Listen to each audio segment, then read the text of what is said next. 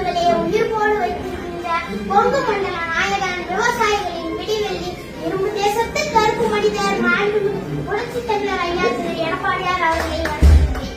என் பெருமைக்குரிய சொந்தங்களே, மாண்புமிகு புரட்சி தலைவர் பதவியேற்ற இந்த சோதனையான காலகட்டத்தில் 4-5 மாதங்கள் கூட இந்த ஆட்சி தாக்கு பிடிக்காது என்று சொன்னவர்களுக்கு தன்னுடைய செயல் திட்டங்களால் பதிலளித்தவர் தான் நமது ஐயா.